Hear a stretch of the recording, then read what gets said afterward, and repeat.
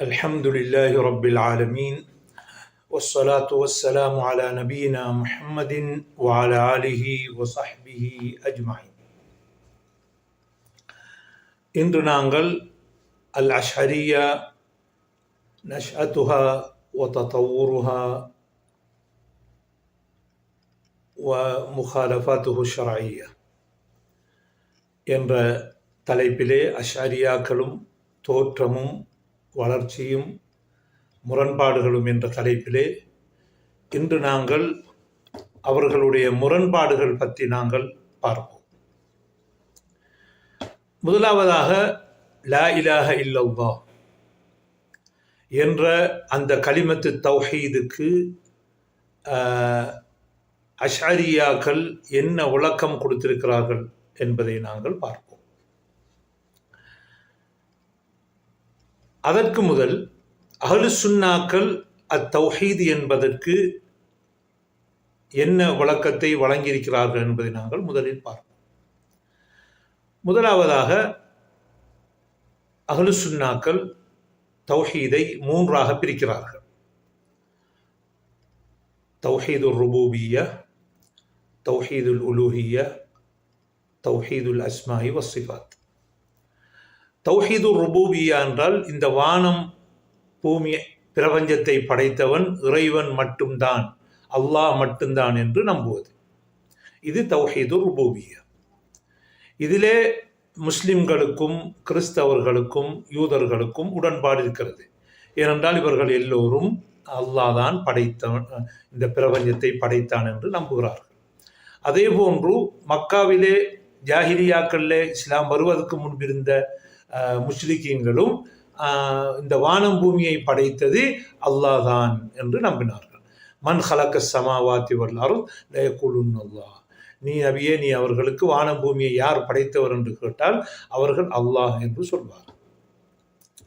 அப்போ இதிலிருந்து நாங்கள் விளங்கிக் கொள்கிறோம், தௌஹீதுர் ருபூபிய்யா என்பது அது சகல மதங்களுக்கும் உரிய பொதுவான ஒரு விஷயமாகும். அதாவது வானத்தால் இறக்கப்பட்ட அந்த மதங்களும் அதே போன்று முஷ்ரிக்கீங்களும், அதாவது இஸ்லாத்துக்கு முன்பிருந்த முஷ்ரிக்கீங்களும் இதிலே உடன்படுகிறார்கள். இரண்டாவதாக தௌஹீதுல் இபாதா அல்லது தௌஹீதுல் உலூஹிய்யா. அந்த வணக்கங்கள் முழுதும் அந்த படைத்த ஒரே இறைவனுக்கு செலுத்தப்பட வேண்டும், வழங்கப்பட வேண்டும் என்கிற நம்பிக்கையாகும். அதாவது எங்களுடைய வணக்கங்கள் முழுதும் நாங்கள் தொழுவதாக இருந்தாலும் சரி, நோன்பு நோட்பதாக இருந்தாலும் சரி, முயற்சி செய்வதாக இருந்தாலும் சரி, தேவையை கேட்பதாக இருந்தாலும் சரி, அனைத்தையும் நாங்கள் என்ன செய்ய வேண்டும்? அல்லாஹ்விடத்திலே மட்டும்தான் கேட்க வேண்டும். அந்த வணக்கத்தை அல்லாஹ்வுக்கு மட்டும்தான் செலுத்த வேண்டும். அதிலே வேறு யாருக்கும் என்ன செய்ய முடியாது, அந்த வணக்கங்களை நாங்கள் செலுத்த முடியாது. இது தௌஹீதுல் உலூஹிய்யா, தௌஹீதுல் இபாதா என்று சொல்வார்கள். மூன்றாக தௌஹீதுல் அஸ்மாஇ வஸ்ஸிஃபாத். குர்ஆன் ஹதீஸிலே வந்து அல்லாஹ்வுடைய தன்மைகள், திருநாமங்கள் அனைத்தையும் அதற்குரிய அரபு பாஷையிலே உள்ள கருத்தை வழங்கி அது அல்லாஹ்வுக்கு தரிப்படுத்துவதுடன் அந்த தன்மைகள் படைப்பினங்களின் தன்மைக்கு ஒப்பாகாது என்று நம்புவதாகும். இதுதான் அந்த அஹ்லுஸ் சுன்னாக்கள் சொல்லக்கூடிய தௌஹீத், தௌஹீதுல் ருபூபிய்யா, தௌஹீதுல் உலூஹிய்யா, தௌஹீதுல் அஸ்மாஇ வஸ்ஸிஃபாத். சிலர் வந்து கேட்கிறார்கள், தௌஹீதை மூன்றாக பிரித்ததாக குர்ஆன் ஹதீஸிலே இருக்கிறதா? தௌஹீது 3 அம்சம் என்று இருக்கிறதா என்று கேட்கிறார். அதாவது ஒன்றை நாங்கள் பிரிக்கும் பொழுது அல்லது வகைப்படுத்தும் பொழுது அந்த வகையிலே சொல்லப்பட்டவைகள் அக்ஸாமுகளிலே, அந்த கிஸ்முகளிலே பிரித்து சொல்லப்படவைகளுக்கு ஆதாரம் இருக்கிறதுன்னா கேட்க வேண்டும். இப்படி மொத்தமாக எத்தனை 3 என்பதற்கு குர்ஆன் ஹதீஸிலே ஆதாரம் கேட்பதில்லை. கேட்பது என்றால் இந்த சொன்னீங்க 3 சொன்னீங்க தானே, இந்த 3க்கும் ஆதாரம் இருக்கிறதான்னு கேட்க வேண்டும். ஆதாரம் இருக்கிறது இருந்தால் அப்ப அந்த தக்சீம், அந்த பிரித்தது சரி என்று வரும். அந்த தக்சீம் பண்ணதுக்கு ஒவ்வொன்றுக்கும் ஆதாரம் சொல்லவில்லை என்றால் தக்சீம் பிழை என்று வரும். எனவே தௌஹீதுல் உலூஹிய்யா, தௌஹீதுல் அஸ்மாஇ வஸ்ஸிஃபாத், தௌஹீதுர் ருபூபிய்யா என்பதற்கு குர்ஆன் ஹதீஸிலே ஆதாரம் இருக்கிறது. அதுக்கு அதில் எந்த விதமான சந்தேகமும் இல்லை. ஆனால் அவர்கள் கேட்பதென்றால் இப்படி குர்ஆன் ஹதீஸில் பிரிச்சிருக்கிறதா என்று கேட்கிறார். அப்படி என்று சொன்னால் இப்போ ஷாஃபி மதுஹபை சேர்ந்தவர்கள் உதுவுடைய ஃபர்துகள் என்று சொல்லும் பொழுது 6 என்று சொல்கிறார்கள். அப்போ நாங்கள் அவங்களிடத்திலே உங்களுக்கு குர்ஆன் ஹதீஸிலே இந்த 6 எங்கே சொல்லியிருக்குது என்று கேட்டால் அவங்களோட ஆதாரம் இல்லை. ஆனால் அவர்கள் என்ன செய்வார்கள், ஒவ்வொன்றுக்கும் ஆதாரம் காட்டுவார்கள். இந்த ஃபர்துடைய தொழுகை ஆரம்பத்தில் நீயத்து, அடுத்தது முகத்தை கழுகுதல், இது ஒவ்வொன்றுக்கும் குர்ஆன் ஹதீஸிலிருந்து ஆதாரம் காட்டுவார்கள். ஆனால் 6 என்று எங்கே சொல்லியிருக்கு என்று கேட்டால் அது இல்லை. அப்போ ஒன்றை நாங்கள் பிரிக்கும் பொழுது அல்லது ஒன்றை வகைப்படுத்தும் பொழுது இத்தனை வகை என்று சொல்லும்போது இலக்கம் இருக்க வேண்டும் என்ற அவசியம் இல்லை. அந்த இலக்கத்துக்கு சொல்லப்படுகிற ஒவ்வொன்றுக்கும் ஆதாரம் இருக்கிறது தான் என்பதுதான் முக்கியமாக. அப்போ இப்படியாக இருந்தால் தௌஹீதுங்கிற 3 வகையாக இருந்தால் லா இலாஹ இல்லல்லாஹ் என்பதற்கு அஷ்அரியாக்கள் என்ன கருத்து சொல்கிறார்கள் என்று நாங்கள் பார்த்தால் அவர்கள் அஹ்லு சுன்னாக்களுடன் இதிலே உடன்படுகிறார்கள். அதாவது லா இலாஹ இல்லல்லாஹ் என்பதற்கு லா மஅபூத பிஹக்கின் இல்லல்லாஹ், வணக்கத்துக்குரிய நாயன் அல்லாஹ்வை தவிர யாரும் இல்லை. ஐ லா முஸ்தஹிக்க லில் இபாதத்தி இல்லல்லாஹ், வணக்கத்துக்கு பாத்திரமான நாயன், வணக்கத்துக்கு தகுதியானவன் அல்லாஹ்வை தவிர யாரும் இல்லை என்ற கருத்தை தான் அந்த அஷ்அரியாக்களும் கூறுகிறார்கள். அதைத்தான் ஏற்கனவே இலங்கை, அடுத்தது தமிழ்நாட்டிலே உள்ள பழைய உலமாக்கள் எல்லாம் இந்த லா இலாஹ இல்லல்லாஹ்வுக்கு மொழிபெயர்க்கும் பொழுது மக்களுக்கு கற்றுக் கொடுத்தது வணக்கத்துக்கு பாத்திரமான நாயன் அல்லாஹ்வை தவிர யாரும் இல்லை. அப்போ எனவே அது மொழிபெயர்ப்பு 100க்கு 100 சரியானதாகும். ஏனென்றால் இந்த லா இலாஹ இல்லல்லாஹ்ங்கிறதுடைய கலிமாவுடைய நோக்கம் வணக்கத்துக்குரியவன் ஒருவர் என்பதை நிரூபிப்பார். ஏனென்று சொன்னால் இந்த குர்ஆன் இறங்கிய பொழுது காபிர்கள், மக்கா காபிர்கள் என்ன செய்தார்கள், அவர்கள் இறைவனை நம்பியிருந்தார்கள். அல்லாஹ் என்பவன் ஒரு கடவுள், ஆனால் பல கடவுள்களை வணங்கலாம், அல்லது அந்த வணக்கத்தை ஏனையவர்களுக்கு கொடுக்கலாம். நல்லடியார்களுக்கு கொடுக்கலாம், ஜின்களுக்கு கொடுக்கலாம், அடுத்தது அமரர்கள் மலக்குகளுக்கு கொடுக்கலாம், விக்கிரகங்களுக்கு கொடுக்கலாம், நல்லடியார்களுடைய உருவத்திலே செய்யப்பட்ட அந்த வணக்கங்களுக்கு கொடுக்கலாம், அந்த விக்கிரகங்களுக்கு கொடுக்கலாம் என்று அவர்கள் நம்பியிருந்தார்கள். அப்போ எனவே அவர்கள் அல்லாஹ் இல்லை என்று நிராகரிக்கவும் இல்லை. அல்லாஹ் படைத்தவன் இருக்கிறான், அவர்கள் நாஸ்திகர் அல்ல. சக்கா போன்றவர்கள் சொல்ல முற்படுவது போன்று ஒரு காலமும் ஜாஹிலியாக்களில் இருந்த அந்த குஃபார் குறைஷிகள் அல்லது குஃபார் மக்கா அவர்கள் நாஸ்திகர்கள் அளிக்கவில்லை, ஆஸ்திகர்களாக கடவுள் நம்பிக்கை உள்ளவர்களாக இருந்தார். ஆனால் அல்லாஹ்ங்கிற ஒருத்தன் இருக்கிறான் நம்பினார்கள். ஆனால் அல்லாஹ்வுக்கு மட்டும் கொடுக்க வேண்டிய வணக்கத்தை இது எல்லா கடவுளுக்கும் கொடுக்கலாம்னு நம்பினார்கள். இங்கேதான் ரசூலுல்லாஹி ஸல்லல்லாஹு அலைஹி வஸல்லம் அவங்களோட பணி ரிசாலத்துங்கிற அந்த நபித்துவம், அந்த ரிசாலத்துவம் அங்கே அவர்கள் கொண்டு இல்லை, நீங்கள் அல்லாஹ்வை மட்டும்தான் வணங்க வேண்டும், இவைகளை வணங்க வேண்டாம் என்று அவர்கள் தடுத்தார். அப்போ இதை நாங்கள் அஷாரியா கிதாபிலே, அந்த துஹ்ஃபத்துல் முரீத் என்ற கிதாபு, இப்ராஹிமுல் பாஜூரி எழுதிய துஹ்ஃபத்துல் முரீத் என்ற கிதாபிலே நாங்கள் தௌஹீதுக்கு என்ன வரவிலக்குன்னு சொல்கிறார் என்று பார்க்கும் பொழுது, அவர் தௌஹீதுக்கு வரவிலக்குன்னு சொல்லுது இஃப்ராதுல் மஅபூதி பில் இபாதா, அந்த வணங்கப்படக்கூடிய அல்லாஹ்வுக்கு வணக்கத்தை கொடுப்பது, வணக்கத்துக்குரியவனுக்கு வணக்கத்தை கொடுப்பது, மாயித்திகாதி வஹதத்திஹி தாத்தன், அவன் மெய்ப்பொருளால் ஒன்றானவன், வசிஃபாத்தின், அவனுடைய சிபாத்துகளால் அவன் ஒன்றானவன், அஃஆலன், செயற்களால் ஒன்றானவன். அப்போ எல்லாமே அல்லாஹ் தான் செய்து கொண்டிருக்கிறான், சிபாத்துகளும் அவனுக்கு உரியது தான், அவன் ஒருவர், தாத்தும் ஒன்றுதான் என்று சொல்லி என்ற வளவிலக்கணத்தை அவர் இப்ராஹிம் பாஜூரி சொல்லியிருக்கிறார். அப்படியாக இருந்தால் அவர்கள் அஷ்அரியாக்கள் அஹ்லு சுன்னாக்களுடன் என்ன செய்கிறார்கள், ஒற்றுமைப்படுகிறார்கள் இந்த தௌஹீத் என்கிற விஷயத்திலே. ஆனால் ஆச்சரியமான ஒரு விஷயம் என்னவென்றால், இந்த இலங்கையிலே உள்ள சில அஷ்அரியாக்கள் இப்படி 3ஆக பிரிப்பதை, இந்த இஃப்ராத், இந்த தௌஹீதுல் இபாதாவை மறுக்கிறார்கள். அல்லாஹ்வை மட்டும் வணங்க வேண்டும்படி நீங்கள் இப்படிலாம் பிரிக்கிறீங்களே, எங்கே பிரிக்கிறதுக்கு ஆதாரம் என்றால், இங்கே ஹாஷியத்துல் பாஜூரில் இங்கே பிரிச்சிருக்கிறார். அவர் என்ன செய்கிறார்? முதல்ல தௌஹீதுல் உலூஹியாவை சொல்லியிருக்கிறார், பிறகு தௌஹீதுல் அஸ்மாஇ வஸ்ஸிஃபாத்தை சொல்லியிருக்கிறார். அதாவது இன்னஹு வாஹிதுன் ஸாத்தன் வாஹிதுன் ஸிஃபாத்தன் வாஹிதுன் அஃஆல் என்று என்ன, அப்போ தௌஹீதுல் அஸ்மாஇ வஸ்ஸிஃபாத்துக்கு வந்துரு. தௌஹீதுர் ருபூபிய்யா அது எல்லாரும் ஏற்றுக்கொண்ட விஷயம். அப்போ எனவே இந்த தௌஹீதை மூன்றா பிரிக்கிறதும் அஷாரியா கிதாபு குறிப்பாக அந்த துஹ்ஃபத்துல் முரீதில் காணப்படுது. ஆனால் சிஃபாத் என்று வரக்குள்ள அதில் உள்ள சில தஃப்சீர்களில் அவங்க என்ன செய்கிறார்கள்? அல்லாஹ் மேற்திசை இல்லை, அல்லாஹுக்கு கரங்கள் இல்லை, அல்லாஹ் இறங்குவதில்லை, அல்லாஹ் சிரிப்பதில்லை, அல்லாஹ் கோபப்படுவதில்லை, அல்லாஹ் திருப்தி அடைவதில்லை என்று சொல்லி இந்த வந்த சிபத்துகள், குர்ஆன் வந்த சிபத்துக்களை எல்லாம் அவர்கள் வழிந்துரை கொடுக்கிறார்கள். அப்போ அஷாரியாக்கள் என்ன செய்கிறார்கள்? அந்த லா இலாஹ இல்லல்லாஹ் என்பதற்கு லா மஅபூத பிஹக்கின் இல்லல்லாஹ். சில நேரங்களில் தப்லீக் ஜமாத்தை சேர்ந்தவர்கள் தங்களுடைய பயானை அறிவிப்புக்கும் போது அந்த லா இலாஹ இல்லல்லாஹ்வுடைய அர்த்தம் படைத்தவனை தவிர, அல்லாஹ்வை தவிர படைத்தவன் யார் இல்லை என்பது போன்று அந்த வசனங்களை தமிழிலே சொல்கிறார்கள். எனக்கு தமிழ் ஞாபகம் இல்லாது என்ன சொல்கிறாங்க. ஆனால் ஆரம்பத்தில் அவங்க அந்த மானாப்பட எல்லா அல்லாஹ்வால ஏற்படுகிற நாம் நம்புறது தான் இந்த கலிமத்து தௌஹீதுடைய ரசூலுல்லாஹ் கொண்டு வந்த பணி என்ற மாதிரி சொல்கிறாங்க. இல்லை, ரசூலுல்லாஹ் வந்தது வணக்கங்களை அல்லாஹ்வுக்கு மட்டும் செலுத்தணும் பண்ணதுக்காக தான் வந்திருக்கிறார்கள். ஆனால் இந்த லா இலாஹ இல்லல்லாஹ் என்கிற கலிமாவுக்குரிய அர்த்தத்தை அந்த சூஃபித்துவ கொள்கையை உள்வாங்கி அஷாரியாக்கள் மாற்றிவிட்டார்கள். அதாவது குறிப்பாக அபு ஹாமித் அல் கசாலி அவர்கள் தங்களுடைய இஹ்யா உலூமுத்தீனிலே இந்த கிதாபிலே என்ன செய்கிறார்கள்? அந்த தௌஹீதை பிரிக்கிறார்கள்.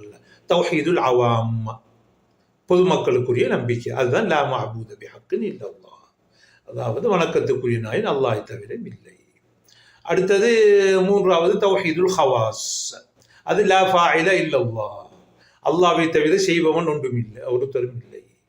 சும்ம தௌஹீது ஹவாசுல் ஹவாஸ், அதுதான் என்ன, லா யுஷாஹிது இல்லல்லாஹ், எல்லா அல்லாஹ் வஹ்தத்துல் வஜூத், லா மௌஜூத இல்லல்லாஹ், அல்லாஹ்வை தவிர வேறொன்றுமே கிடையாது. இப்படியாக மூணாக நெஞ்சிக்கிறார்கள். சூஃபித்துவத்தை தாக்கம் பெற்ற அஷ்அரியாக்கள் இப்படி நெஞ்சிக்கிறார்கள். இப்படி ஒரு குழப்பத்தை ஏற்படுத்தியிருக்கிறார்கள்.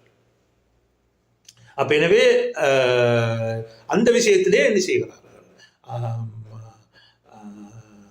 இந்த சூஃபித்துவத்தை தாக்கம் பெற்ற அஷரியாக்கள் என்ன செய்கிறார்கள்? அஹ்லு சுன்னாக்களை விட்டும் முரண்படுகிறார்கள். அடுத்ததாக அஷரியாக்களுடைய முரண்பாடுகள் இரண்டாவது, அல்லாஹ்வுக்கு திசை இல்லை, அல்லாஹ்வுக்கு இடம் இல்லை என்று அவர்கள் கூறுவது. அஹ்லு சுன்னாக்கள் குர்ஆன் ஹதீஸ் அடிப்படையிலே சலஃபுகளுடைய ஏகோபித்த பிரகாரம், சஹாபாக்கள் தாபியங்களுடைய ஏகோபித்த முடிவின் பிரகாரம் உள்ள அந்த கொள்கைக்கு இவர்கள் முரண்படுகிறார்கள். அல்லாஹ்வுக்கு மேல் திசை கிடையாது, மேலே இல்லை, அர்ஷுக்கு மேலே இல்லை. இதை நாங்கள் கடந்த இடங்களில் நாங்கள் தெளிவுபடுத்தியிருக்கிறோம். நான் ஒரு சிறுநூல் எழுதியிருக்கிறேன், அல்லாஹ் எங்கே இருக்கின்றான் என்று. அந்த நூலில் அந்த அல்லாஹ் அரிசி மீது இருக்கிறான் என்கிற அந்த சொல்லப்படுகின்ற அந்த கருத்துக்களை, அந்த குர்ஆன் வசனங்கள், ஹதீஸ்களை எல்லாம் தொகுத்திருக்கிறேன். அடுத்த பகுத்தறிவு ரீதியாகவும் அதை நிரூபித்திருக்கிறேன். அதை அல்ஹம்துலில்லாஹில் ஹம்த், அதை நீங்கள் பார்த்து தெளிவு பெற்றுக் கொள்ளலாம்.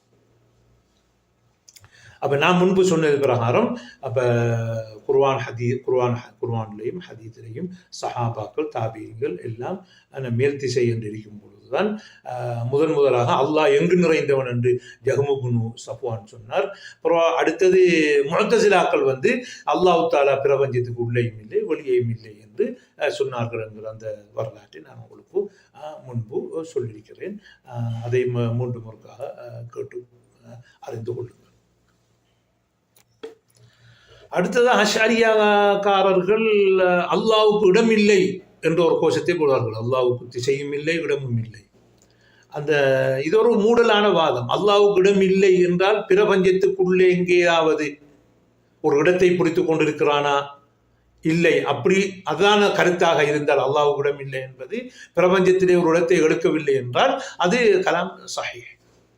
ஆனால் அல்லாஹ்வுக்கு இடம் இல்லை என்பது இந்த பிரபஞ்சத்துக்கு அங்கால இல்லை என்பது கருத்தாக இருந்தால் அது பாத்திலாகும். ஏனென்றால் அது குர்ஆன் ஹதீஸுக்கும் அடுத்த இஜ்மாவு சஹாபா தாபியின் சலஃபுகளுடைய இஜ்மாவுக்கும் அடுத்தது தெளிவான பகுத்தறிவுக்கும் சரீஹ் அல் அக்லு சரீஹ் அதுக்கும் என்ன ஒரே நேரத்தில ரஃபுல் முத்தனாகிலைன் ஒன்று உள்ளுக்கும் இல்லை ஒளியையும் இல்லை. அப்போ முத்தனாக்குது ரெண்டையும் ஒரே நேரத்தில் இல்லாமாக்குறது அது என்ன முகாலிபுல்லி சரீஹ் அக்ல் அது தெளிவான பகுத்தறிவுக்கு முரணாகும். அப்போ குர்ஆனுக்கு முரண், ஹதீஸுக்கு முரண், சஹாபாக்களுடைய ஏகோபித்த முடிவுக்கு முரண், தாபியங்களுடைய ஏகோபித்த முடிவுக்கு முரண், அடுத்ததாக பகுத்தறிவுக்கும் அது முரணாக இருக்கிறது. அடுத்ததாக அஷ்அரியாக்கள் அஹ்லு சுன்னாக்களுடன் முரண்படும் விஷயங்கள்ல ஒன்றுதான் கலாமுல்லா, அல்லாஹ்வுடைய பேச்சு. அப்போ அல்லாஹ்வுடைய பேச்சின் போது எங்கள்கிட்ட குர்ஆன் இருக்குது, யூதர்கள்ட்ட என்ன இருக்குது, தௌராத் இருக்குது, நசாராக்கள்கிட்ட கிறிஸ்தவர்கள்ட்ட இஞ்சில் இருக்குது. இது அல்லாஹ்வுடைய பேச்சு. இது அல்லாஹ் வானத்திலிருந்து இறக்குனது. இது அதாவது இந்த அந்த கிறிஸ்தவர்கள் குர்ஆனிலே திரிவுபடுத்தினுங்கிறது அதை கருத்து திரிவா இல்லாட்டி சொல்லு திரிவாங்கிறது அது ஒரு சர்ச்சைக்கு நாம் அதை படுத்துக்க பேசி தொங்கல் காணையிலாது. அப்போ அது அல்லாஹ்வுடைய பேச்சு. அப்போ நம்ம குர்ஆன் எடுத்துக்கொள்வோம். அப்போ நம்மளோட குர்ஆன் எடுத்துக்கொண்டால் குல் ஹுவல்லாஹு அஹத் என்று இருக்கிறது. இந்த பேச்சை அல்லாஹ் மொழிந்தானா இல்லை என்கிறது தான் சர்ச்சை. அதில் தான் அஷ்அரியாக்களும் முத்தஸிலாக்களும் முரண்படுகிறார். அஹ்லு சுன்னாக்கள் சொல்வார்கள் இந்த பேச்சை அல்லாஹ் தஆலா மொழிந்தான், பேசினான். குல் ஹுவல்லாஹுங்கிற சொல் அல்லாஹ்வுடைய தாத்திலிருந்து தான் உருவாகியது. அந்த பாஷையிலே எப்படி தௌராத் அபரி பாஷையிலே வெளியானிச்சோ அதே போல குர்ஆனுங்கிறது அரபு பாஷையை அல்லாஹ் தஆலா பேசினான். மாத்தில் கபிய மீனிக்கியா மூசா, மூசாவே உண்ட வலது கையில் என்ன இருக்கு என்று கேட்ட பொழுது அதே அப்ரியா பாஷையில் அது குர்ஆன் அரபில் வந்தாலும் அல்லாஹ் தஆலா பேசினது என்ன பாஷையில், அப்ரியா பாஷையில் பேசினான். அப்போ அதை பேசினதும் அல்லாஹ் தான் நேரடியாக, அவனே அந்த சொல்லி அந்த வாக்கியத்தை மொழிந்தான் என்று சொல்கிறோம். ஆனால் முஅத்தஸிலாக்கள் சொல்கிறார்கள் இல்லை, அல்லாஹ் என்ன செய்ய, அல்லாஹ் அந்த வார்த்தைகளை தண்டதாத்திலிருந்து மொழியவில்லை. அந்த குல் ஹுவல்லாஹு அஹத் என்பதை என்ன செஞ்சு படைத்து விட்டான். அல்ஹம்துலில்லாஹி ரப்பில் ஆலமீன் அர் ரஹ்மான் அர் ரஹீம் என்ற சொல்லை படைத்து விட்டான். குர்ஆன் என்பதை அவன் மொழிந்தது அல்ல என்று சொல்கிறார். இதுவும் அஹ்லு சுன்னாக்கள் கருத்துக்கும் குர்ஆன் ஹதீஸ்க்கும் இருக்கு. அஷ்அரியாக்கள் அஹ்லு சுன்னாக்களுக்கும் முத்தஸிலாக்களுக்கு நடுவுலே ஒரு கருத்தை கொண்டு வந்தார்கள். ஆனால் அது யதார்த்தத்திலே முத்தஸிலாக்களுடன் உடன்படுவதுதான். அப்பயும் அந்த சொல் ரீதியான ஒரு பேலன்ஸ், ஒரு தவாசு கொண்டு வந்தார்கள். அதாவது அல்லாஹ் பேசவில்லை, இந்த சொல் இந்த குர்ஆன் அல்லாஹ்வுடைய தாத்திலிருந்து உருவாகவில்லை. ஆனால் அவன் மனதுக்குள்ளே பேசினான். அல் கலாமுன் நஃப்சி. அந்த கலாமுன் நஃப்சிக்கு என்ன இருக்கு என்று சொன்னால் அதை என்ன செய்தான் அல்லாஹ் தஆலா, அதை அச்சரமாக மாற்றி விட்டான். அது அச்சராக மாற்றினான் என்றால் அந்த கலாமுன் நஃப்சியை எடுத்து அவன் உள்ளத்திலே நஃப்ஸிலே அந்த பேச்சை எடுத்து ஜிப்ரீலுடைய உள்ளத்திலே போட்டு விட்டான். அப்போ ஜிப்ரீல் அலைஹிஸ்ஸலாம் முஹம்மது ஸல்லல்லாஹு அலைஹி வஸல்லம் அவர்களுக்கு அதை கொடுத்தார்கள் என்று அவர்கள் விளக்கத்தை கொடுத்து அல் கலாமுன் நஃப்சி, அல்லாஹ் தஆலா மனதுக்குள்ள பேசுறான். அப்ப இது மனதுக்குள்ள பேசுறது யாரு? மனதுக்குள்ள பேசுறது அல் அபுக்கம், ஊமையான ஒருத்தன் தான் மனதுக்குள்ள பேசுறது. அப்ப இவங்க அல்லாஹ்வை தன்சீஹ்படுத்த போய், பரிசுத்தப்படுத்த போய் அல்லாஹ்வுக்கு ஒரு மோசமான ஒரு தன்மையை என்ன செய்து விட்டார்கள், கொடுத்து விட்டார்கள். மஅதல்லாஹ், அஸ்தக்ஃபிருல்லாஹ். அப்ப இந்த கலாமுன் நஃப்சிங்கிறது உள்ளத்திலே அல்லாஹ் பேசணுங்கிறது இது என்ன செய்யப்பட்டது, அஷ்அரியாக்கள் உருவாக்கப்பட்ட ஒரு ஒரு பித்அத்தாகும். அவர்கள் முத்தஸிலாக்களுக்கு தான் இதில் உடன்படுகிறார்கள். எந்த விஷயத்திலே இந்த குர்ஆன் மொழியவில்லை என்கிறது முத்தஸிலாக்கள். அப்போ குர்ஆன் படைக்கப்பட்டது என்று அஷ்அரியாக்கள் சொல்கிறார்கள். ஆனால் அவங்களோட கிதாபுல துஹ்ஃபத்துல் முரீதுல இப்ராஹிம் பாஜி எழுதிக்கிறாரு, அதை மகாமு தஅலீம், கற்றுக் கொடுக்கக்குள்ளதான் சொல்லணும். என்னன்னு சொல்லி ஆக்களுக்கு கற்றுக் கொடுக்கக்குள்ளதான் அது குர்ஆன் மஹ்லூக் என்று சொல்லும். ஆனால் மற்ற பொதுமக்கள் மத்தியில் போய் சொல்லிடக்கூடாது. அது அர்த்தம் அதை மக்காமு தஅலீம் அதை கலாமுல்லாங்கிற சொல்ல நாங்கள் படிப்பிக்கக்குள்ள சொல்லுவோம். அப்போ அவங்க காரணம் என்றால் இப்போ அவங்களுக்கு முஹ்தஸிலாக்கள் என்ற சீல் குத்தப்பட்டிருக்கும். என்ற ஷாஃபி இமாம் அவங்களே நெஞ்சிக்கலாம் குர்ஆன் படைக்கப்பட்டவனா காஃபிர் என்று ஊற்றி. அப்போ இவங்க ஷாஃபி மதுஹப்பை பின்பற்றணும்னு சொல்லி கொண்டு ஷாஃபி மதுஹப்பை இமாம் ஷாஃபி இமாம் புறக்கணிச்சிட்டாங்க. ஏனென்றால் ஃபிக்ஹுக்கு குரால், அகீதா குரால்.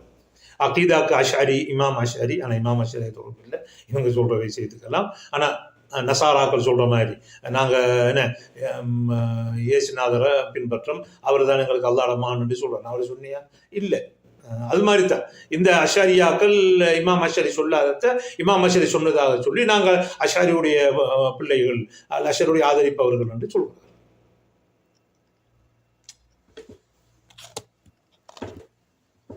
மேலும் அஷரியாக்கள் அதை அவங்களுக்கு அல்லாஹ்வுடைய கலாமுல்லாவுக்கு வரவிலக்கணம் சொல்லும் பொழுது சிஃபத்துன் அசலியத்துன் கதீமா, அதற்கு ஆரம்பமும் இல்லை இறுதியும் இல்லை பேச்சு. அப்போ அவன் ஆதியிலிருந்தே பேசிக்கொண்டே இருக்கான். மாத்தில் கபிய மீனிக்கையா மூசாண்டு மூசாலை சாத்திரம் பேசும் பொழுது மூசாவை உண்ட கையில் என்ன இருக்கு என்று கேட்ட பொழுது அந்த பேச்சை எப்பயோ ஆதியிலே பேசி போட்டான் என்று சொல்றார்கள். அப்போ இதெல்லாம் என்ன குர்ஆன் ஹதீஸுக்கும் பகுத்தறிவுக்கும் முரணான விஷயம். அடுத்ததாக அவர்களுடைய முரண்பாடு, அல்லாஹ்வுக்கு அல் ஹிக்மத் என்ற ஒரு சிவத்தை நிராகரிக்கிறார்கள். அல் ஹிக்மா என்றால் மதிநுட்பம். மதிநுட்பம் என்றால் என்ன? ஒரு பொருளை எங்கே வைக்கணுமோ அந்த இடத்துல வைக்கும். அப்ப எந்த இடத்துல அந்த பொருளை வைக்கணுமோ அதை வைக்காட்டி அது ظுல்ம், அநியாயம். அப்ப ஹிக்மத்தும் ظுல்மும் ஒன்று கொண்டு எதிரானவைகள். ஹிக்மத் என்றால் மதிநுட்பம். நாங்கள் தமிழில் மொழிபெயர்க்க வந்தால் அதுக்கு வரைவிலக்கணம் சொல்லணும் என்றால் ஒன்றை எங்கே வைக்கணுமோ அங்கே வைக்கிறது.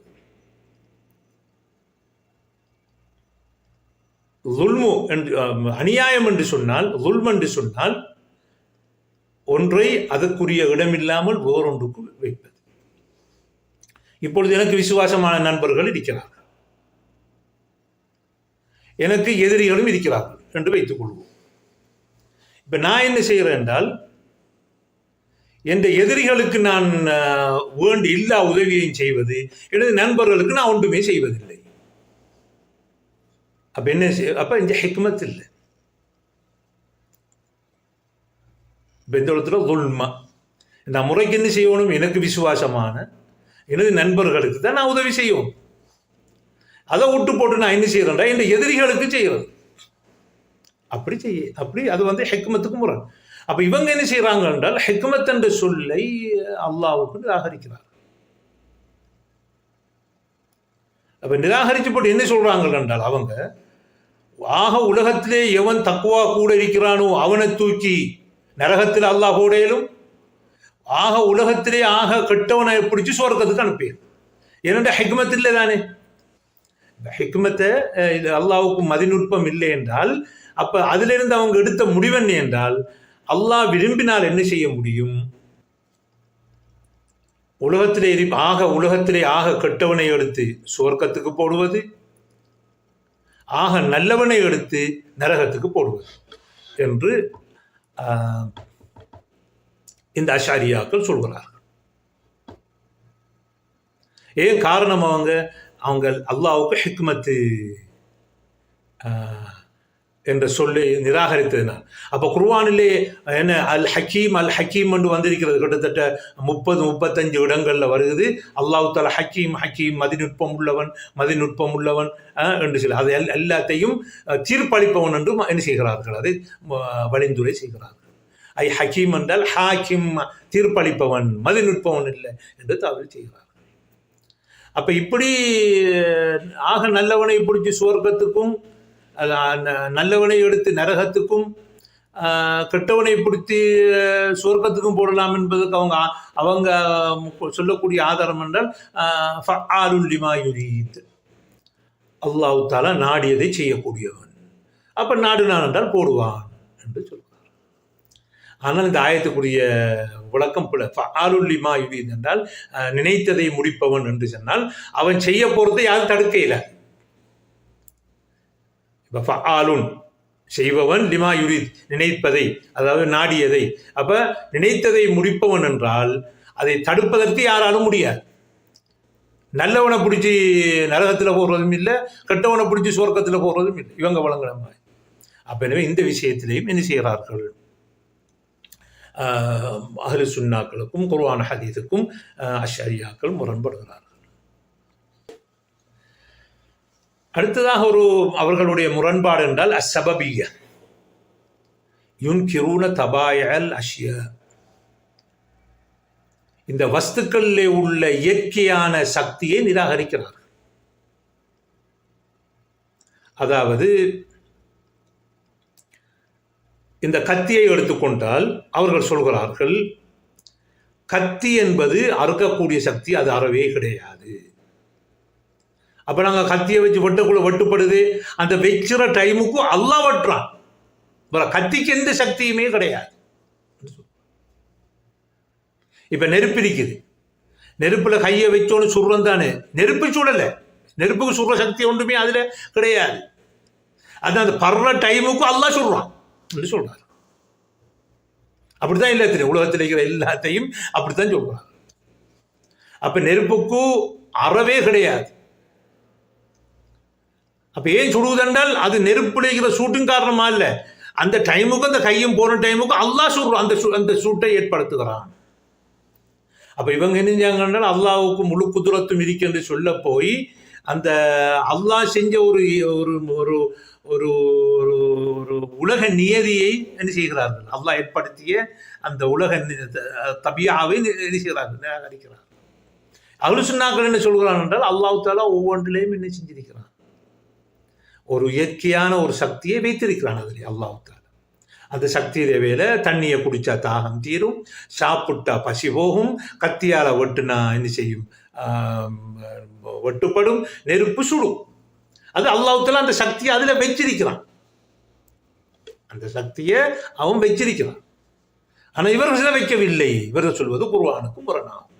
ஏன் இப்ராஹிம் அலைஹிஸ்ஸலாம் அவர்களை நெருப்பிலே போட்ட பொழுது அல்லாஹ் தஆலா நெருப்பை பார்த்து என்ன சொன்னான், யா நாரு கூனி பர்தன் வசலாமா, நெருப்பே நீ குளிர்ச்சியாகவும் அவருக்கு இதமாகவும் மாறிவிடு. என்ன கூலண்ட கடுங்கூளாய்க்கு, அந்த கடுங்கூளாயிருமே. இப்போ அதுக்காக அல்லாஹ் தஆலா பருதன் கூலாகவும் வசலாமன் இதமானதாக சுகமானதாகவும் நீ ஆகிவிடு என்று அல்லாஹ் தஆலா என்ன செய்தான், இப்ராஹிம் அலைஹிஸ்ஸலாத்துல நெருப்பிலே போட்டப்பட்ட போது நெருப்பை பார்த்து சொன்னார். அப்ப அந்த நெருப்புக்கு சக்தி இல்லை என்றால் ஏன் அல்லாஹ் தஆலா நெருப்பை பார்த்து சொல்லணும்? அதெல்லாம் ஒன்றுமே இல்லையே, சுடுற சக்தி இல்லையே, ஏன் நீ அப்படி ஆகிவிட ஏன் சொல்லுவோம்? அப்படின்னா அல்லாஹ் தஆலா அதுக்கு சக்தியை வைத்திருக்கிறார். இப்ப அல்லாஹ் தான் சுடுறேன்னு சொன்னா அந்த சுடுற டைமுக்கு அல்லாஹ் சுடாம இருந்தா சரி தானே. ஏன் அது நெருப்புல அறவே சுடுறது ஒன்றே கிடையாது, தன்மையே கிடையாது. அப்ப எனவே அது அவங்க சொல்ற கருத்து குர்ஆன் சுன்னாவுக்கும் முரண்பட்டதாகும். அடுத்தது அல்லாஹ் தஆலா குர்ஆன்ல இன்னொருத்துல சொல்றான், குல் நாரு ஜஹன்னம அஷத்து ஹர்ரா, நரகத்துடைய நெருப்பு வந்து கடும் உஷ்ணமானது. லௌகானு யஃப்கஹூன், அவர்களுக்கு விளங்கும் என்றால் அவங்க அறிந்து கொள்ளட்டும், நரக நெருப்பு வந்து கடும் உஷ்ணமானது. அப்ப நரக நெருப்பை அல்லாஹ் தஆலா என்ன செய்யறான், சுடும் என்று சொல்றான்.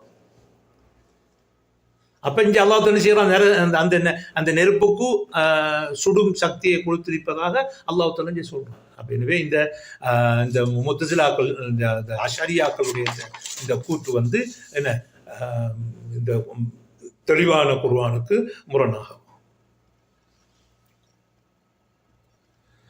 அடுத்ததாக அகீதாவை நாம எங்க எடுக்கிறோம் என்கிறதுல அவங்களோட சிஃபாத்து விஷயத்துல வந்து அவங்க என்ன செய்யறாங்க, குர்ஆன் ஹதீஸுக்கு முக்கியத்துவம் இல்லை, பகுத்தறிவுக்கு முக்கியத்துவம் வைக்கிறாங்க. அப்போ ஒரு அல்லாஹ்வுடைய சிஃபாத்து தன்மை விஷயமாக குர்ஆன் சுன்னாவுல வந்தா உடனே ஏற்றுக்கொள்ள மாட்டாங்க. அது என்ன செய்வாங்க, பகுத்தறிவுல போட்டு பார்ப்பாங்க. பகுத்தறிவு ஓகே சரி காணுது என்றால் எடுப்பாங்க. அப்ப பகுத்தறிவு அது சரி காணவில்லை என்றால் பகுத்தறிவுக்கு ஏற்ற விரகாரம் குர்ஆனுக்கு ஒரு விளக்கத்தை கொடுப்பார், தஅவீல் செய்வார். அப்ப இது சிபாத்து விஷயத்துல அவங்க நடந்து கொள்ற முறை. பெரும்பாலான சிபாத்துகள் அவங்க அந்த சிபாத்துல் அக்லியா பகுத்தறிவு தன்மைகளை மட்டும்தான் அல்லாஹ்வுக்கு கொடுக்கிறது. இப்போ அல்லாஹ் உயிரோடு இருக்கிறது, அல்லாஹ் அறிகிறது, அல்லாஹ்வுக்கு சக்தி இருக்கிறதுங்கிறது, அல் இராதா அல்லாஹ் நாடுறதுங்கிறது, அல்லாஹ் கேட்குறதுங்கிறது, அல்லாஹ் பார்க்குறதுங்கிறது, அல்லாஹ் பேசுறது, இந்த சிபத்துகளை மட்டும்தான் அவங்க இஸ்பாத் பண்ணுவாங்க, அல்லாஹ் தனிப்படுத்துவாங்க. மற்றதை எல்லாம் இந்த பகுத்தறிவு தன்மைக்கு ஏற்ற பிரகாரம் அவர்கள் வழித்துறை சொல்வார். அப்ப இது அவங்க சிவாத்துடைய விஷயத்தில் இப்ப நடந்து கொள்றாங்க. இன்னொன்று இருக்குது, சில அக்கீதாவோட அவங்க இன்னொரு முடிக்கு அதுல பகுத்தறிவையும் எடுப்பாங்க, குர்ஆன் ஹதீஸையும் எடுப்பாங்க. எது மாதிரின்னா மறுமை நாளில் அல்லாஹ்வை காண்கின்ற விஷயம். அப்போ அவங்க ஹதீஸில் வந்திருக்குது, குர்ஆனில் வந்திருக்குது. எனவே நாங்கள் எடுக்கிறோம், அது பகுத்தறிவும் ஏற்றுக்கொள்ளுதுன்னு சொல்கிறான். இவங்கட பகுத்தறிவு ஏற்றுக்கொள்ளுது. ஆனால் முத்தசிலாக்கா சொல்கிறான் அவன்கிட்ட பகுத்தறிவு அவன் சொல்கிறான் அல்லாஹ் மறுமையில் காணியில. அப்போ பகுத்தறிவிலே இவங்களுக்குள்ள குழப்பம். முத்தசிலாக்கள் ஷரியாக்கள்ல பகுத்தறிவு அல்லாஹ்வை காணையிலுமா காணையில. இப்போ முத்தசிலாக்கள் சொல்கிறாங்க அல்லாஹ்வை காணையில. அப்போ குர்ஆன் ஹதீஸ் வந்திருக்குது, அது அதுக்கேற்ற மாதிரி நீங்கள் செய்ய பகுத்தறிவுக்கு ஏற்ற மாதிரி அவங்க தவறு செஞ்சு கொண்டு போவாங்க. இவங்க சொல்றாங்க இல்ல பகுத்தறிவு ஏலும். ஆனா அதுல யாரு கவுல் சரி என்றால் அந்த பகுத்தறிவு வாதத்தை வச்சு முத்தசிலாக்கள் அவங்க அல்லாஹ்வுக்கு திசை இல்லை என்று சொல்லிட்டு அல்லாஹ் மறுமையில பார்க்கலான்னு சொல்லியிருக்காங்க. முத்தசிலாக்கள் வந்துகிட்டு அல்லாஹ்வுக்கு திசை இல்லைன்னு சொல்லிட்டு அவனை பார்க்கணும்னு சொல்லுவாங்க. அது பகுத்தறிவு முரண்பாடு, தனாக்குதுல் அக்லி. ஏன்னா ஒரு திசை இல்லாத ஒன்றை எப்படி பார்க்குற. இப்போ இவங்க சொல்றாங்க அஷ்அரியாக்கள் அல்லாஹ் திசை இல்லை, ஆனால் திசை நாங்கள் மறுமையில பார்க்கலாம். எப்படி பார்க்கலாம் திசை இல்லாத? நான் பார்க்கறதா இருந்தா நாங்கள் என்ன செய்வோம், இப்படி இப்படி இப்படி தானே பார்க்கணும், மறுபடி பார்க்குறது. உள்ளத்தால பார்க்குறேன்னு அது பார்வை இல்லையா நேரம், இங்கே பிரச்சனை கண்ணால பார்க்குறது. அப்ப எனவே இது தனாக்குதுல் அக்லி, பகுத்தறிவு ரீதியாக அவங்க முரண்படுறாங்க. மூணொன்று இருக்குது, பகுத்தறிவு பகுத்தறிவை வச்சுட்டு குர்ஆன் ஹதீஸ்ல வந்திருக்கு நம்புறோம்ங்கிறது. கபருடைய வேதனை, அடுத்தது சுராத்துங்கிற பாலம், அடுத்தது நன்மை தீங்களை நெருக்கும் மீசான், இதுகளில் எல்லாம் என்ன செய்கிறார்கள் அவர்கள் குர்ஆன் ஹதீஸை மட்டும் எடுக்கிறாங்க. அப்போ அவங்க மூன்றா பிரிச்சுக்காங்க. ஒன்று பகுத்தறிவு மட்டுமே எடுக்கிற, அது சிவாத்தில் உள்ள பெரும்பாலான விஷயங்கள் அடங்கும். ரெண்டாவது பகுத்தறிவும் குர்ஆன் ஹதீஸும் பாருது, அக்குளும் நக்குளும். மூணாவது குர்ஆன் ஹதீஸ் மட்டும் நக்குள் மட்டும் பாருது என்று மூன்றாவது பிரிச்சு. இது ஒரு குர்ஆன் ஹதீஸ், இது ஒரு அஹ்லு சுன்னாக்களுடைய அடுத்த சஹாபாக்கள் தாபிகளுடைய இந்த போக்குக்கும் இஜ்மாவுக்கும் முரணானதாகும். எல்லாத்தையும் நாங்கள் அக்கீதாவுடைய பாடத்தில் உள்ள சகலதையும் குர்ஆன் ஹதீஸில் தான் நடக்க வேண்டும். அது பகுத்தறிவு இருக்காது. ஆனால் சரியான பகுத்தறிவு இவைகளுக்கு முரண்படாது. ஒரு காலமும் குர்ஆன் ஹதீஸில் சொல்லப்பட்டது உண்மையான பகுத்தறிவுக்கும் முரண்படாது. இவங்க பகுத்தறிவு முரண்படுறதுங்கிறது இவங்களுடைய கற்பனையாகும். இதுதான் அஷ்அரியாக்களுடைய பிரதானமான முரண்பாடுகளாகும். அடுத்ததாக நாங்கள் குர்ஆன் எப்படி அக்கீதாவை பெறுறது. நாங்கள் அக்கீதாவை இப்போ ஒரு கேள்வி வரும். இப்போ நாங்கள் பார்த்தோம் இந்த ஜுவைனுடைய நூல்களையோ, கசாலுடைய நூல்களையோ, ஃபஹ்ருத்தீன் ராசியுடைய நூல்களையோ, நாம் என்ன அல் ஆமிதுடைய நூல்களையோ அல்லது இப்ராஹிம் பாஜுடைய நூல்களையோ நாம் அக்கீதாவுக்கு எடுக்க முடியாது. அப்படி என்றால் நாங்கள் அக்கீதாவுக்கு எடுக்கக்கூடிய கிதாபுகள் என்ன என்ற ஒரு கேள்வி இருக்குது. அதை நான் முன்பு சொன்னது பிரகாரம் அக்கீதா என்பது குர்ஆன் ஹதீஸிலிருந்து பெறக்கூடிய ஒன்று. அது நாங்கள் என்ன குர்ஆன் ஹதீஸிலிருந்து பெறுவோம். அடுத்த கிதாபுகள் என்று வரக்குள்ள நாங்கள் என்ன செய்யணும், இந்த 4 இமாம்கள், ஃபிக்ஹுடைய 4 இமாம்கள், இமாம் அபு ஹனீஃபா ரஹ்மத்துல்லாஹ், அடுத்தது அல் இமாம் மாலிக், அல் இமாம் அஷ்ஷாஃபிஈ, அல் இமாம் அஹ்மது பின் ஹம்பல், இவங்க எங்களுக்கு அக்கீதாவுக்கு வழிகாட்டியா உள்ளார்கள். இதில் அபு ஹனீஃபா மட்டுக்கும் அஹ்லு சுன்னாக்களோட சின்ன ஒரு பிரச்சனை இருக்குது. என்னன்னு சொன்னால் அந்த ஈமானுங்கிறது 3 அம்சம் அடங்கும். ஒன்று உள்ளத்தால் நம்புவது, ரெண்டாவது அதை வாயால் ஏற்றுக்கொள்வது, நாவால் ஏற்றுக்கொள்வது, மூணாவது அதை நல்ல அமல்களை செய்கிறது. இமாம் அபு ஹனீஃபா அந்த அமல்களை சேர்க்கிறார் இல்லை ஈமான்ல. இப்போ அதில் இமாம் அஷ்அரி போன்றவர்கள் இமாம் அபு ஹனீஃபாவை முர்ஜியாவில் சேர்த்திக்காங்க. இந்த முர்ஜியாக்கள் தான் அதில் சேர்க்கிறாங்க. அப்போ அதை தவிர மற்றபடி இமாம் அபு ஹனீஃபாவுடைய போக்கு அஹ்லு சுன்னாக்களுக்கு ஒத்து வரக்கூடிய போக்கு. இந்த அளவு கண்டால் அவர்கள் அல்லாஹ் வானத்தில் இல்லை அரசில் இல்லைன்னு சொல்லுவாங்கன்னா காபிர் என்று பத்துவா கொடுத்திக்கிறாங்க. அந்த அளவு அதே போல அவர்கள் எழுதின அந்த ஃபிக்குல் அக்பர் அந்த கிதாபுகளில் இந்த மூத்தசிலாக்கள் சொல்வதற்கு மட்டும் அல்லாஹ்வுக்கு 2 கை இருக்கிறாங்க, குதுரத்தன்று நியமத்தன்று தாவில் செய்ய முடியாது என்று என்ன அவர்கள் சொல்லியிருக்கிறார். அதே போல் இமாம் மாலிக் அவங்க அல்லிஸ்திவாவும் மாலூமுன், இமாம் குர்துபி அவர்கள் தம்பு செய்துள்ளார்கள் ஐ மாலூமுன் ஃபில் லுகா, அரபில் தெரியும் அல்லாஹ் அரிசி மீது இருக்கான் என்றால் என்ன அது எப்படி இருக்கிறது லுகாவில் தெரியும். அப்போ அல்லாஹ் மேலே இருக்கிறான். ஆனால் என்ன வல் கைஃபு மஜ்ஹூல், எப்படிங்கிறது தான் என்ன அது விதம் தான் எங்களுக்கு மஜ்ஹூல். ஒரு சில புதுசாக சில ஷரியா கொள்கைக்கு சேர்ந்த அரபு நாட்டில் ஒருவர் வந்து இமாம் மாலிக் வந்துட்டு தஃபீல் மானா உள்ள ஒரு கிதாப் எடுத்து என்ன தன்னை ஒரு நகைச்சுவைக்குரிய ஆக்கி விட்டார். தஃபீல்ங்கிற தோன்றினதே பிந்திய காலங்களில், இமாம் மாலிக் காலத்தில் தஃபீல் கொண்டு இருக்கிறது. இங்கே வந்து அவர் தஃபீல் சென்னையாமன்னு சொல்லி வல் கைஃபு மரஃபூன்னு அது தஃபீல்ன்னு சொல்லி ஒரு இல்லை விதம் இல்லைன்னு சொன்னால் எப்படி அது கருத்து இல்லைன்னு கருத்து கொடுக்குறோம். இப்படியான மொக்குத்தனமான ஒன்று ஒரு கிதாப் ஒன்று எழுதி அதுக்கு நிறைய அலுசுன்னா உலமாக்கள் மறுப்பு கொடுத்திருக்கிறார். அடுத்து இமாம் ஷாஃபிமுக்கு நிறைய அக்குவாடுகள், இந்த அளவுக்கு குர்ஆன் மஹ்லூக் என்று சொல்கிறாங்க, காஃபிர் என்று பத்துவா கொடுத்திருக்காங்க. இப்போ அவங்க அஷரியா கிதாபில் மஹ்லூக் என்று எழுதி வச்சுக்காங்க, இந்த துஹ்ஃபத்துல் முரீதில் எழுதி வச்சுக்காங்க. அப்போ அவங்களோட ஷாஃபி இமாம்ட்டு தான் அவங்க அக்கீதாவும் இருக்குது. இப்போ அவங்களோட அக்கீதாக்களை ஷாஃபி இமாமுடைய மனாக்கிபுகள் எழுதப்பட்ட கிதாபுகளில் நெஞ்சிக்கிறாங்க. அல் ஆதாப் வல் மனாக்கிப் யாருக்குரியது இப்னு அபி ஹாத்திம் அவங்களது ஒரு இமாம்கள்லாம் அதில் அவர் அக்கீதாவில் சொல்ல கொண்டு. அதே போல் இமாம் பைஹக்கி அவர்கள் மனாக்கிப் ஷாஃபியில் கொண்டு வந்திருக்கிறாங்க. ஆனால் அவர் இப்னு ஃபூராக்குடைய தாக்கம் பற்றிக்கிறதுனால இமாம் ஷாஃபியுடைய அந்த கருத்துக்களை திரிவுபடுத்துகிற முயற்சியில் ஈடுபடுவது அதில் கொஞ்சம் கவனமாக இருக்கும். அப்போ இந்த 4 இமாம்கள் தான் எங்களுக்கு முக்கியமான அவங்க. அதே போல் ஐம்மத்துல் ஹதீஸ் சித்தா, ஹதீஸ்களில் 6 அறிஞர்களும் அக்கீதாவுக்கும் முக்கியமானது. அதில் முதலாவதாக அல் இமாம் அல் புகாரி முஹம்மது பின் இஸ்மாயில் அல் புகாரி ரஹ்மத்துல்லாஹ். அப்போ இமாம் புகாரி அவர்களுடைய கிதாபை நாங்கள் அக்கீதாவுக்கு எடுப்போம். அதில் நீங்கள் சஹீல் புகாரி எடுத்தீங்க என்றால் முதலாவதாக கிதாபு பதில் வஹி ஆரம்பிக்கிற பாடம், அடுத்தது கிதாபுல் ஈமானுடைய பாடம். அதில் ஈமான் சம்பந்தப்பட்ட விஷயங்கள் எல்லாத்தையும் இமாம் புகாரி அவர்கள் கொண்டு வந்திருக்கிறார்.